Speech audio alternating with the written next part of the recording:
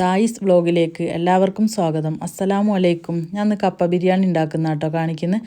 അതിന് വേണ്ടിയിട്ട് 1 കിലോ കപ്പ നല്ലോണം കഴുകി വൃത്തിയാക്കി ഒരു ചെമ്പിലേക്ക് ഇട്ട് കൊടുത്ത് വെള്ളം ഒഴിച്ചു കൊടുത്തിട്ട് അതിനൊന്ന് നല്ലോണം തിളപ്പിച്ചെടുക്കണം കേട്ടോ. പിന്നെ ഒരു കുക്കർ എടുത്തിട്ട് അതിലേക്ക് 1/2 കിലോ ബീഫിൻ്റെ എല്ല് 250 ഇറച്ചി ഇട്ട് കൊടുത്തു. കുറച്ച് കറിവേപ്പില, ഇഞ്ചി വെളുത്തുള്ളി ചതച്ചത്, ഒരു ഉള്ളി അരിഞ്ഞത്, 2 പച്ചമുളക്, ഒരു തക്കാളി അരിഞ്ഞത്, 2 സ്പൂൺ മുളക് പൊടി, 1 സ്പൂൺ മഞ്ഞൾപ്പൊടി, 2 സ്പൂൺ ബിരിയാണി മസാല, ആവശ്യത്തിനുള്ള ഉപ്പിട്ട് നല്ലോണം മിക്സാക്കി കൊടുത്തിട്ട് കുറച്ച് വെള്ളം കൂടെ ഒഴിച്ച് കൊടുത്തിട്ട് അതിനൊന്ന് വേവിച്ചെടുക്കണം കേട്ടോ. കപ്പയിലേക്ക് നമുക്ക് ഉപ്പിട്ട് കൊടുക്കുക. അത് നല്ലോണം തിളച്ച് വന്ന സമയത്ത് അതിനൊന്ന് ഊറ്റിയെടുക്കണേ. ഈ വെന്ത് വന്ന ബീഫിലേക്ക് ഈ കപ്പ ഇട്ട് കൊടുക്കുക കേട്ടോ. എന്നിട്ട് ഒരു വിസിലും കൂടെ വരുത്തിയെടുക്കണം കേട്ടോ.